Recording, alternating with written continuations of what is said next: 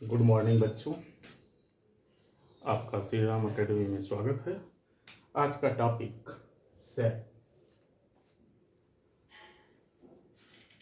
Cell derived from a Latin word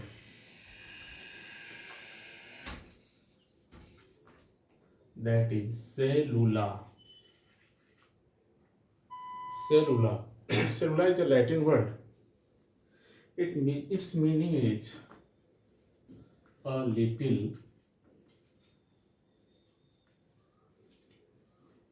room. The term cell was first given by Robert Hooke. The term cell was first given by Robert Hooke, and he also discovered the cell. So he is also termed as father of cell biology. He is also known as father of cell biology, cytology. Meaning of the cell is a little room, because जब इन्होंने cell की खोज की थी तो car की slice में सबसे पहले एक बिल्कुल पतली स्लाइस लिया। उस स्लाइस को उन्होंने माइक्रोस्कोप, जो कि सेल्फ असेंबल माइक्रोस्कोप था, उसमें देखा और उनको छत्ते, जो मधुमक्खी के छत्ते देखते हैं आप, उसमें जिस तरह के छोटे छोटे खाने दिखाई देते हैं, तो रूम जैसी स्ट्रक्चर दिखाई दिए, इसीलिए इन्होंने इसको नाम ही दिया ए लिटिल रूम, और बाद में इसी को उन्होंने कहा cell, because cell is a Latin word. It so expression or meaning just a little room. Overall discovery of cell, तो इसमें सबसे पहले रॉबर्ट हुक ने सेल नाम भी दिया और सेल की खोज भी की, इसीलिए इनको फादर ऑफ सेल बायोलॉजी या साइटोलॉजी भी कहा गया। ठीक, तो सेकंड पॉइंट हम लोग पढ़ेंगे फंक्शन और properties of the cell। क्या पढ़ेंगे? प्रॉपर्टीज ऑफ द सेल्स, क्योंकि हम जब तक सेल की प्रॉपर्टी नहीं जानेंगे तब तक सेल के बारे में बेहतर नहीं समझ में आएगा।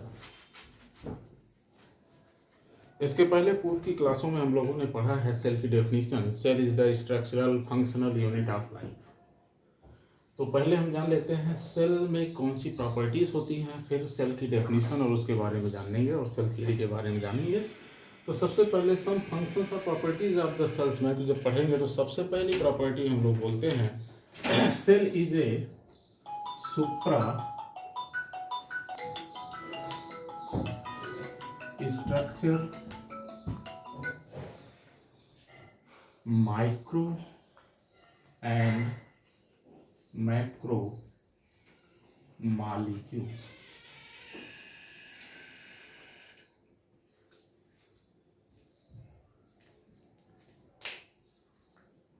Cell is a supra complex structure of micro and macro molecules. What is the meaning of the supra complex structure? हम लोग जानते हैं आमतौर पर जो इनएनिमेट मैटर होते हैं, नॉन लिविंग थिंग्स होती हैं, बहुत ही सिंपल एक या दो विशेष प्रकार के केमिकल कंपाउंड, जैसे कि H2O की बात जब हम लोग करते हैं तो H2O में सिर्फ दो मॉलिक्यूल हाइड्रोजन के और एक मॉलिक्यूल ऑक्सीजन का होता है।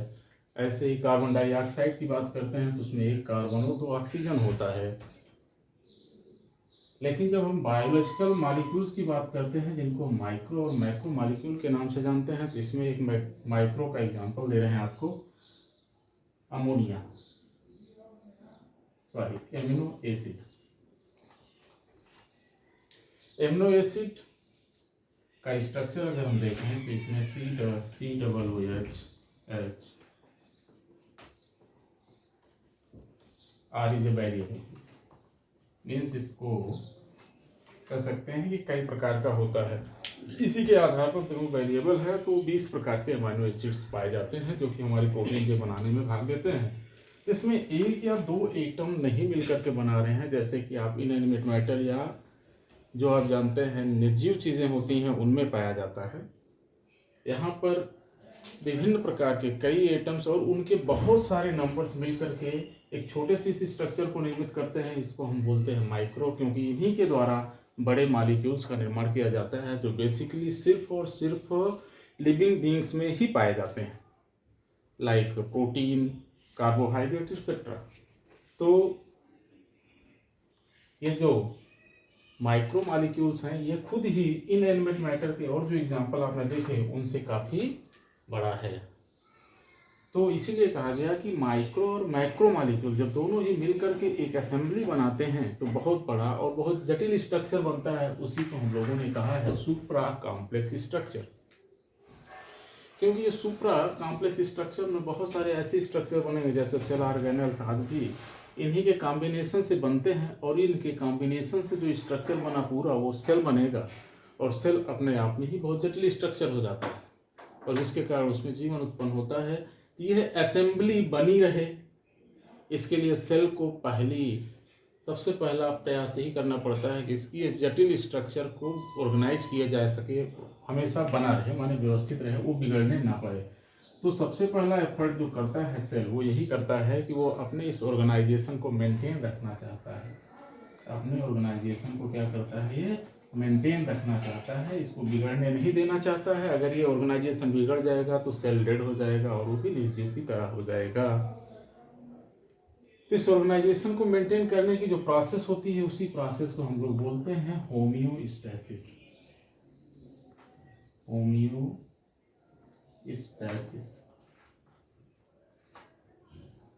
इस प्रोसेस को हम लोग बोलते हैं होमियोस्टैसिस। एक प्रॉपर्टी होगी सुप्रा कॉम्प्लेक्स स्ट्रक्चर एंड मैक्रोमॉलिक्यूल्स का बना हुआ स्ट्रक्चर होता है जिसको मेंटेन करने का काम करते हैं। अर्थात इसको हम अगर एक शब्द में लिखना चाहें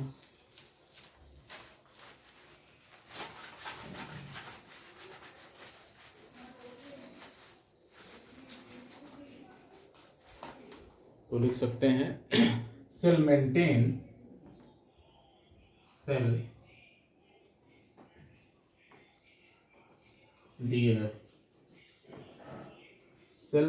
their supra complex structure by homeostasis।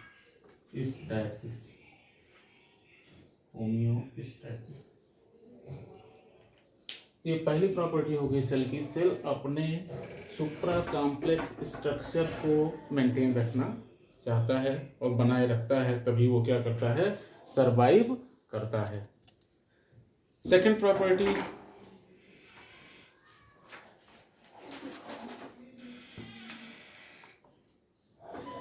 Property सबसे महत्वपूर्ण है, they transform the energy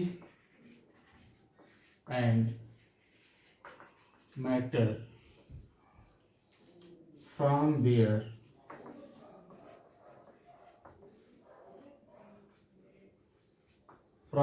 environment। बड़ा इम्पॉर्टेंट है। ये एक ऐसी प्रॉपर्टी है जो सभी लिविंग बीइंग्स को नॉन लिविंग बीइंग्स से सेपरेट कर देती है। कि ये लिविंग क्यों है, क्योंकि जो भी इस तरह का सुपर कॉम्प्लेक्स बना था उसमें एक कैपेसिटी आ जाती है कि वो ट्रांसफॉर्म कर सकता है, ले सकता है और उसको किसी दूसरे फॉर्म में बदल करके अपने लिए यूज कर सकता है। तो क्या क्या चीज़ें यूज करता है, सबसे पहले एनर्जी को यूज करता है और मैटर को यूज करता है। तो वो ट्रांसफॉर्म कर सकता है एनर्जी और मैटर को, क्योंकि आपको ये पता होगा जो ऑर्गेनाइजेशन होता है, सुपर कॉम्प्लेक्स स्ट्रक्चर्स जो हमारी सेल्स के अंदर बने होते हैं उनको मेंटेन रखने के लिए ऊर्जा और मैटर की आवश्यकता होती है। क्योंकि सेल के अंदर बहुत सारी चीज़ें हमेशा बनती और बिगड़ती रहती हैं, बहुत सारे वर्क चलते रहते हैं, तो वर्क के लिए एनर्जी आवश्यक होती है। और नई चीज़ों को बनाने के लिए या जो चीज़ खराब हो गई उसको मेंटेन करने के लिए मैटर की भी आवश्यकता होती है। इसीलिए सेल्स जो होती हैं उनके अंदर एक कैपेसिटी पाई जाती है। किसी भी इनएनिमेट मैटर में कैपेसिटी नहीं पाई जाती है कि वो सेल्फ खुद से ही ट्रांसफॉर्म कर सके एनर्जी को और मैटर को, इसीलिए सेल लिविंग बीइंग कहे जाते हैं। इनमें यह बहुत ही महत्वपूर्ण प्रॉपर्टी या गुण पाया जाता है जो ये बताता है कि they transform the energy and matters from their environment. और इस काम को करने की जो प्रोसेस होती है सेल के अंदर बोली जाती है वो है न्यूट्रिशन और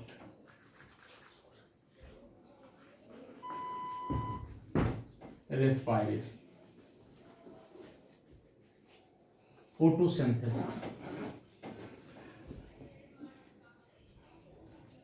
वेरियस मोड ऑफ न्यूट्रिशन जिसमें फोटोसिंथेसिस, हेट्रोट्रॉफिज्म मेथड होता है, heterotrophs, parasitic mode of nutrition. जो भी आपने न्यूट्रिशन के टाइप्स पढ़े हैं वो सब न्यूट्रिशन के मोड और रेस्पायरेशन, ये दो बेसिक घटनाएं होती हैं जो कि आपके सेल के अंदर ट्रांसफॉर्म करती है एनर्जी और मैटर को। थर्ड प्रॉपर्टी सेल की, सेल मेंटेन दियर ऑर्गेनाइजेशन, जिसके बारे में पहले ही चर्चा किया था, ठीक है। Cell maintains their organisation and stability, वो अपना जो है ऑर्गेनाइजेशन, क्योंकि ये सेल के अंदर पाया जाता है, अपने ऑर्गेनाइजेशन को मेंटेन रख सकता है एंड अपनी स्टेबिलिटी को भी बनाए रखता है। वो जिस तरह से बन गया है वैसा ही रहेगा, वो स्टेबिलिटी उसकी नहीं ब्रेक होने वाली है, ऑर्गेनाइजेशन नहीं बिगड़ेगा। और जब तक ये प्रोसेस कर लेता है ऑर्गेनिज्म तब तक वो सर्वाइव करता है। अगर ये प्रोसेस नहीं होगी तो उसी समय ऑर्गेनिज्म क्या हो जाएगा, डेथ हो जाएगा, डेड हो जाएगा, वो सेल क्या होगी, डेड हो जाएगी। इसलिए हर सेल अपने ऑर्गेनाइजेशन को मेंटेन रखता है, अपनी स्टेबिलिटी को बनाए रखता है। ये तीसरा गुण जो कि पहले गुण प्रॉपर्टी का ही एक एक्सपेंडेड फॉर्म है।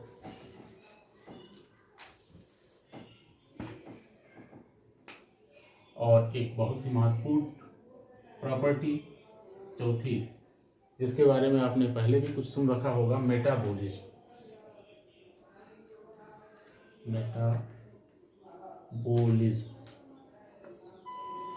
मेटाबॉलिज्म ये आपने इसके पहले भी पढ़ा होगा, सुना होगा।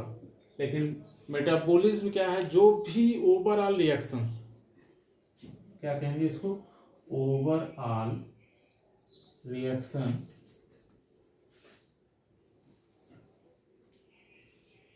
overall reaction takes place in the cell, takes place in the cell, overall reaction takes place in the cell is called metabolism। अब यहाँ मेटाबॉलिज्म भी दो प्रकार का होता है, एक को हम बोलते हैं एनाबॉलिज्म और एक को बोलते हैं कैटाबॉलिज्म।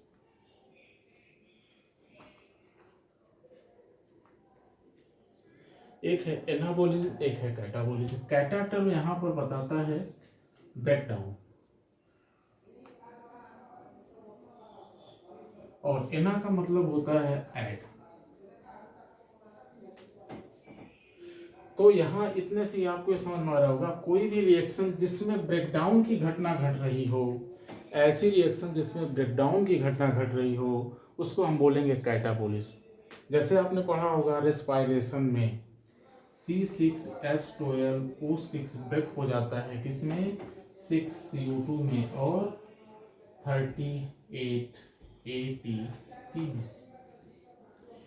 इसमें एक बड़ा सा मॉलिक्यूल जो कि 6 कार्बन का बना हुआ है, ये 6 कार्बन का कार्बन डाइऑक्साइड में जो कि 6 अलग अलग मॉलिक्यूल है में ब्रेक हो जाता है। तो इसमें क्या होता है, ब्रेकडाउन होता है बड़े मॉलिक्यूल का छोटे मॉलिक्यूल में। एक क्या होता है, लार्जर मॉलिक्यूल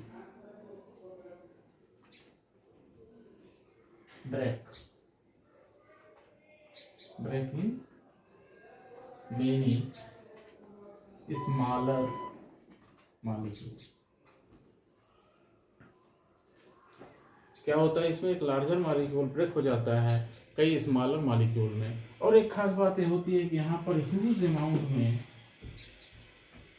एनर्जी रिलीज होती है, एनर्जी रिलीज। यहाँ पर क्या होता है, ह्यूज अमाउंट में एनर्जी रिलीज होती है। तो यह प्रोसेस क्या कहलाती है बेटा, कैटाबोलिज्म कहलाती है। सेल के अंदर चलने वाली कोई भी रिएक्शन जिसमें एक लार्जर मॉलिक्यूल कई स्मॉलर मॉलिक्यूल्स में ब्रेक होता है और साथ में ह्यूज अमाउंट में क्या होता है, एनर्जी रिलीज होती है, तो उसे हम क्या बोलते हैं, कैटाबोलिज्म बोलते हैं। एनाबोलिज्म आपको बोला क्या करना है भाई, ऐड करना है, अर्थात यहाँ जो छोटे छोटे मॉलिक्यूल्स हैं आपस में ऐड होकर के एक बड़ा सा मॉलिक्यूल बनाते हैं, तो उसको हम बोलते हैं एनाबोलिज्म। जैसे आपने पढ़ा होगा फोटोसिंथेसिस में 6 कार्बन डाइऑक्साइड 12H2O मॉलिक्यूल मिल करके बनाता है C6H12O6 plus 6H2O plus 6O2।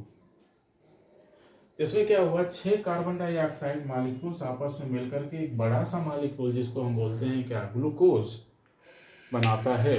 तो इसमें छोटे छोटे मॉलिक्यूल्स आपस में ऐड होते हैं, इस प्रोसेस को हम बोलेंगे क्या है भाई, smaller molecules add and form a large molecule. यहाँ पर आपने देखा था ह्यूज अमाउंट में रिलीज होती है एनर्जी, लेकिन यहाँ पर क्या होता है बेटा, एनर्जी ली जाती है, यहाँ पर एनर्जी ऐड होती है, ली जाती है। एनर्जी जब ली जाती है इसको बोलते हैं हम लोग इंडरगोनिक रिएक्शन के नाम से जानते हैं, आगे पढ़ा जाएगा। इंडरगोनिक, इसका मतलब है रिएक्शंस क्या होती हैं, जो एनाबोलिक होती है, इंडरगोनिक होती हैं, और जहाँ पर एनर्जी रिलीज होती है, निकलना, बाहर निकलना, इग्जो माने बाहर निकलना, इग्जो माने क्या होता है, बाहर, इसको बोलते हैं एक्सोगोनिक रिएक्शन या एक्सोगोनिक और नॉट रिएक्शन। ये क्या होगा, एक्सोगोनिक होगा। इंडो माने अंदर, अगर हम इंडो लगाते हैं तो इंडरगोनिक बोलेंगे, इंडरगोनिक रिएक्शन, क्योंकि एनाबोलिक रिएक्शंस क्या होती हैं, इंडरगोनिक होती हैं, और कैटाबोलिक रिएक्शन क्या होती हैं, एक्सोगोनिक होती हैं। क्यों होती हैं, क्योंकि यहाँ पर ह्यूज अमाउंट में एनर्जी बाहर निकलती है, मीन्स जिस सिस्टम में रिएक्शन हो रहा होता है वहां से एनर्जी या ऊर्जा बाहर निकलती है, इसको हम लोग बोलते हैं एक्सर्गोनिक।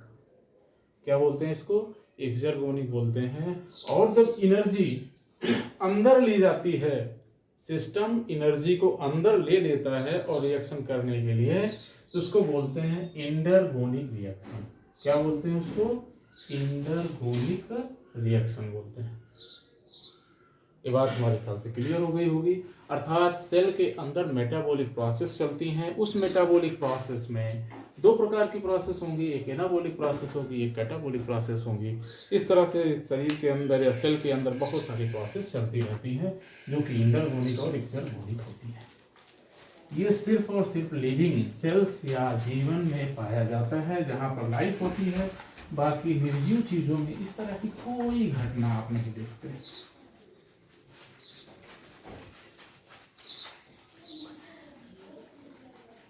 इतने कॉम्प्लेक्स रिएक्शन उसमें चले।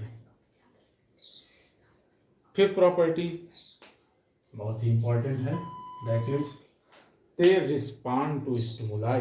दे रिस्पॉन्ड टू स्टिमुलाई मीन्स यदि कोई इन्वायरमेंट में चेंज हो रहा है, उस चेंज के अकॉर्डिंग ऑर्गेनिज्म क्या करता है, रिस्पॉन्स करता है। मीन्स इसमें रिस्पॉन्सिबिलिटी मिलती है, सेंसिटिविटी होती है। क्या होती है, सेंसिटिविटी होती है। ये ऑर्गेनिजम्स या कह लीजिए cells have a property that is termed as the sensitivity. तो सभी लिविंग सेल्स में सेंसिटिविटी की प्रॉपर्टी पाई जाती है, और यह सेंसिटिविटी की जो प्रॉपर्टी होती है यह पोलैरिटी के कारण होती है। क्योंकि आपने थोड़ा बहुत इसके पिछली क्लासेस में, पिछली कक्षाओं में पढ़ा होगा कि सेल के चारों तरफ एक मेम्ब्रेन होती है, जिसको हम लोग क्या बोलते हैं, प्लाज्मा मेम्ब्रेन के नाम से जानते हैं, या सेल मेम्ब्रेन भी कहा जाता है। ये जो सेल मेम्ब्रेन होती है, इसके अंदर क्या होता है, चार्जेस होते हैं, बहुत प्रकार के आयंस वगैरह होते हैं, जो विशेष प्रकार के चार्जेस को कलेक्ट करती है।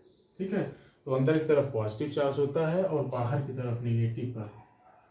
इस तरह से 2 छोर या कह लीजिए दो साइड जो मेम्ब्रेन की हैं, प्लाज्मा मेम्ब्रेन की दो साइड, एक एक्सटर्नल साइड, ठीक है, जो इन्वायरमेंट की तरफ है, और दूसरा जो प्रोटोप्लाज्म या साइटोप्लाज्म की तरफ है। तो दोनों साइड में अगर आप डिफरेंस देखते हैं, जो अंदर की तरफ है प्रोटोप्लाज्म की तरफ उस पर पॉजिटिव चार्ज है, जो बाहर की तरफ है उस पर निगेटिव चार्जेस है। इस तरह से दोनों सिरे अलग हो जा रहे हैं, उनके ऊपर चार्ज आ गए हैं, तो दो डिफरेंट रीजन दिखाई देता है। जहाँ पर दो डिफरेंट रीजन इस तरह से प्रोड्यूस होते हैं चार्ज के कारण, उनको हम बोलते हैं पोलरिटी। ये क्या है? पोलर है। क्या है? पोलर है। इसी पोलरिटी के कारण ये सेंसिटिविटी शो कर पाते हैं, सेंस कर पाते हैं। जब कभी कोई भी परिवर्तन बाहर होता है तो यहाँ का जो चार्ज है उसमें चेंजेस आते हैं, यहाँ पर फिर पॉजिटिविटी आएगी, और इस तरह से जो पूरा का पूरा सिस्टम है उसका चार्ज बिगड़ जाएगा। तो चार्ज बिगड़ता है तो पोलर नेचर बिगड़ने के कारण बिगड़ता है, जिसको हम बोलते हैं चार्ज में डिफरेंस आना। तो क्या होता है? इलेक्ट्रिक करंट के रूप में चार्ज को शो किया जाता है।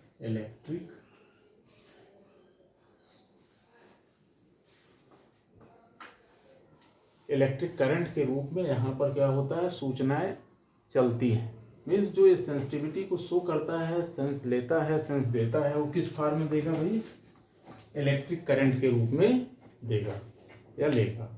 इसलिए यहाँ पर क्या है? सेंसिटिविटी की प्रॉपर्टी है। ये सिर्फ और सिर्फ लिविंग बींग्स में ही मिलता है या लिविंग सेल्स में मिलता है, बाकी डेड सेल या फिर अन्य किसी भी प्रकार की निर्जीव चीज़ों में नहीं पाया जाता है।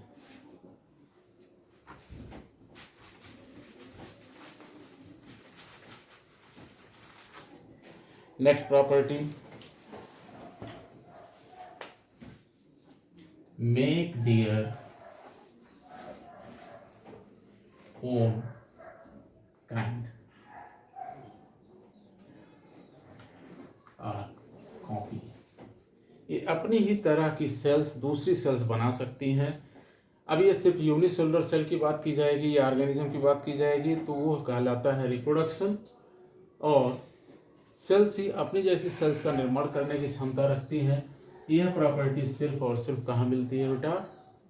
सेल्स के अंदर मिलती है। इसके बाद नेक्स्ट प्रॉपर्टी है they have traits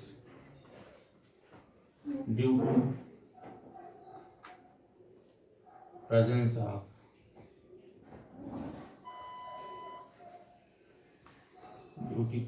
of DNA, which is a genetic matter.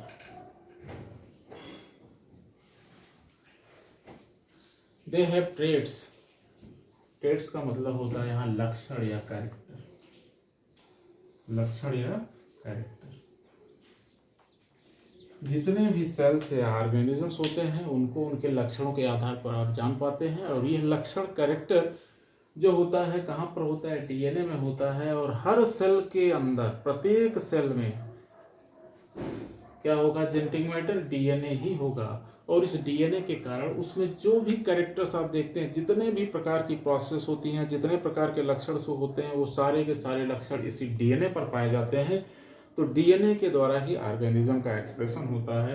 ये विशेष कैरेक्टर सिर्फ और सिर्फ लिविंग बीइंग से मिलती है और सेल में मिलती है।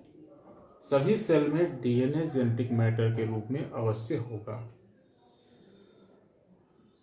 ये तो हम प्रॉपर्टी ऑफ फंक्शंस कह सकते हैं या प्रॉपर्टी ऑफ सेल्स कह सकते हैं। इसके बाद सेल की डेफिनेशन पे थोड़ी सी चर्चा होती है।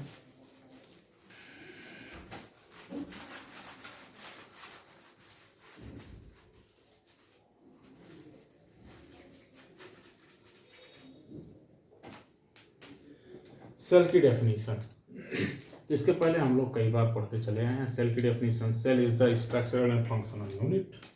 Cell is the structural and functional unit of life. Cell is the structural and functional unit of life. What is the meaning of the structure? Means कोई चीज़ आप देख रहे हैं वो किन चीज़ों से मिलकर के बनी हुई है, तो उसका स्ट्रक्चरल पार्ट हो गया। और उसमें जो सबसे सूक्ष्म रिपीटिंग पार्ट होता है उसको हम लोग बोलते हैं स्ट्रक्चरल यूनिट। उसको क्या बोलेंगे? स्ट्रक्चरल यूनिट बोलेंगे। तो लिविंग बीइंग की जो स्ट्रक्चरल यूनिट होती है, मीन्स जिसके रिपीटिशन के कारण किसी ऑर्गेनिज्म का निर्माण होता है, लिविंग बीइंग का फॉर्मेशन होता है, वो क्या होती है बेटा? सेल होती है। तो इस तरह से स्ट्रक्चरल यूनिट भी है। और फंक्शनल यूनिट का क्या मतलब है भैया? फंक्शनल यूनिट भी कहा जा रहा है। तो फंक्शन का क्या मतलब है यहाँ पर? अभी आपको मैंने बताया जो प्रॉपर्टीज पढ़ाया सेल की, वो सारी सेल की प्रॉपर्टीज जो होती हैं किस लेवल पर मिलती हैं? फंक्शनल की यूनिट पर, क्योंकि इतनी प्रॉपर्टीज तो जिसमें होगी वही लिविंग हो सकता है। तो हमने पहले ही बताया कि सेल की ये विशेष प्रॉपर्टी है, इसके नीचे वो मिलेगा ही नहीं, उसके भी अगर छोटे टुकड़े करोगे। और सभी ऑर्गेनिज्म में जो स्ट्रक्चरल यूनिट है वही फंक्शनल यूनिट भी होती है, क्योंकि ये सभी बेसिक फंक्शन एक सेल के द्वारा ही शो किए जाते हैं। जितने फंक्शन या प्रॉपर्टीज अभी आपने पढ़ा सेल के बारे में, वो सभी फंक्शन, वो सभी प्रॉपर्टीज किसके द्वारा शो किए जाते हैं? एक सेल के द्वारा ही शो किए जाते हैं। इसलिए वो क्या हो गए? फंक्शनल यूनिट भी हो गई लाइफ की। ठीक, तो इस तरह से हम जो बेसिक डेफिनेशन देते हैं सेल की, that is the structural and functional unit of life. और इसके अलावा अगर थोड़ा सा हम लोग चाहें तो अब बायोकेमिकल डेफिनेशन भी बना सकते हैं। तो उसमें बता सकते हैं कि a living cell is a living cell is a self contained self-assembling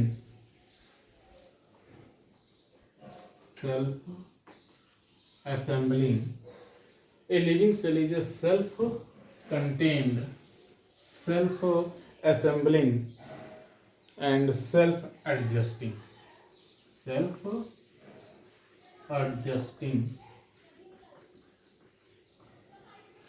self-contained, self-assembling, self-adjusting, self-perpetuating,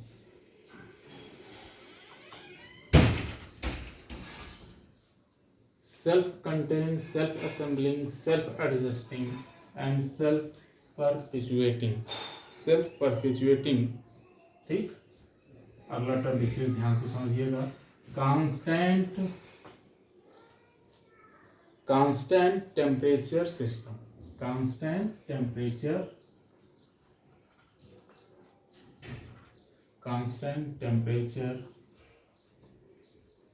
system of molecules.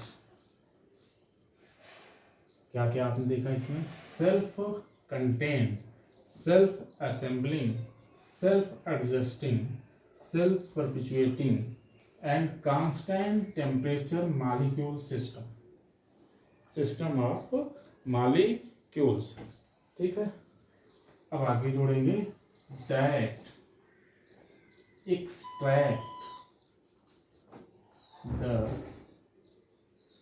extract the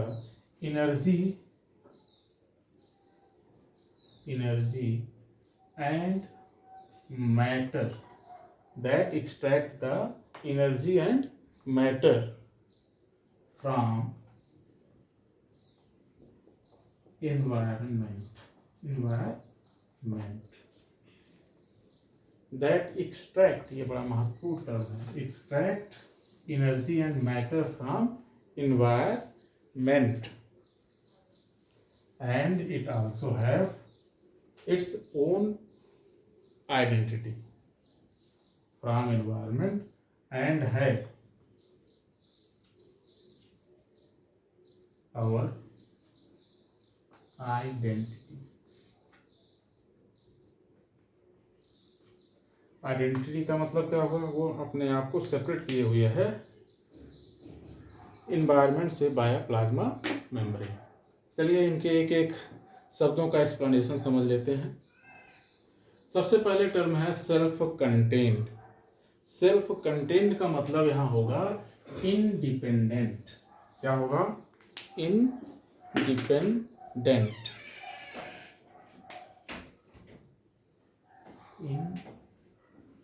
independent means किसी के ऊपर डिपेंड नहीं है।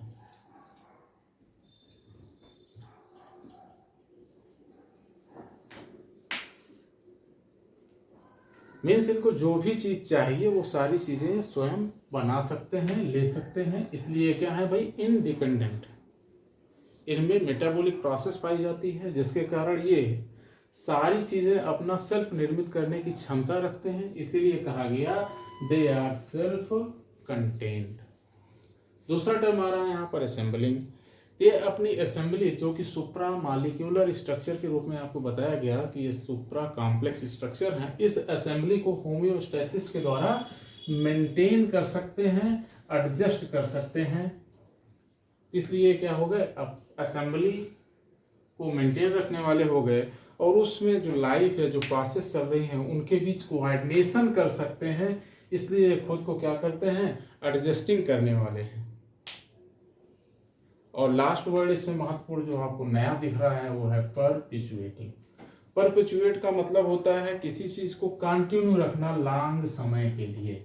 मीन्स जो इनमें लाइफ की ओरिजिन हुई है, उस लाइफ प्रॉपर्टी को, जो भी आपने सारी प्रॉपर्टीज पाया था, वो सिर्फ अपने आप को मेंटेन रखेगी, बहुत लंबे समय तक उसको बनाए रख सकती है। इसी को हम बोलते हैं परपिचुएटिंग। ठीक, इस मीन्स क्या हुआ? Something stay for long time. तो समथिंग स्टे का मतलब यहाँ पे क्या है भाई? समथिंग जो स्टे कर रहा है वो क्या है? Life process. यहाँ पर जो लाइफ प्रोसेस चलती है जिसके कारण जीवन है, वो सारी चीजें बड़े लंबे समय तक सेल के अंदर स्टेबिलिटी इसकी बनी रहती है, स्टे करता है। इसी प्रॉपर्टी को हम लोगों ने कहा है परपिचुएटिंग कहा है। ठीक, फिर 7 times. Cell have self contain means इनके अंदर जो भी कुछ आवश्यक है उन सारी चीजों को बना सकते हैं, अपना मेंटेन कर सकते हैं, इसलिए सेल्फ कंटेन है। सेल्फ असेंबलिंग मीन्स अपनी जो सेल के अंदर जो भी प्रोसेस हैं, उन सारी चीजों की जो भी आवश्यकता है उस असेंबली को बना सकते हैं और उसको स्टेबल रख सकते हैं होम्योस्टेसिस के द्वारा, that is the adjusting. And ये सारी प्रॉपर्टीज जो सेल के अंदर प्रोड्यूस हो रही हैं उसको लंबे समय तक स्टे करना, रोके रखना, इसकी क्षमता भी रखते हैं, इसीलिए इनको बोला गया सेल्फ परपिचुएटिंग। और इसके बाद आप जानते हैं सेल का टेम्परेचर हमेशा कांस्टेंट होता है, इसमें टेम्परेचर वेरी नहीं करता है, इसलिए क्या है? कांस्टेंट टेम्परेचर सिस्टम है। किस चीज का? मॉलिक्यूल्स का। मॉलिक्यूल्स, क्योंकि सभी सेल्स हो, चाहे जो भी मैटर हो, चाहे जो भी ऑर्गेनिज्म हो, सब के सब मॉलिक्यूल से ही बने होते हैं। लेकिन वो मॉलिक्यूल से बने हुए सिस्टम कई प्रकार के होते हैं। एक ऐसा सिस्टम होता है जो अपना टेम्परेचर एक कांस्टेंट नहीं बनाए रखता है, उसमें टेम्परेचर बढ़ता है घटता रहता है, लेकिन यहाँ पर क्या है? एक कांस्टेंट टेम्परेचर हमेशा मेंटेन रहता है। और इनमें दूसरी सबसे बड़ा गुण जो होता है एक्सट्रैक्ट करना, जो कि आपने प्रॉपर्टी में ही पढ़ा था, एनर्जी और मैटर को ये एक्सट्रैक्ट कर सकते हैं in the form of nutrition and respiration. And environment के प्रति ये रिस्पॉन्स भी कर सकते हैं और ये अपनी आइडेंटिटी बनाए रखते हैं। आइडेंटिटी बनाए रखते हैं बाई किसके द्वारा करते हैं भाई? ये आइडेंटिटी अपनी मेंटेन प्लाज्मा मेम्ब्रेन के द्वारा ये अपनी आइडेंटिटी बनाए रखते हैं, क्योंकि प्लाज्मा मेम्ब्रेन ही है जो कि सेल के अंदर जो लिविंग मैटर भरा हुआ है, प्रोटोप्लाज्म, उसको सेपरेट किया हुआ है। किससे सेपरेट किया हुआ है? इन्वायरमेंट से सेपरेट किया हुआ है।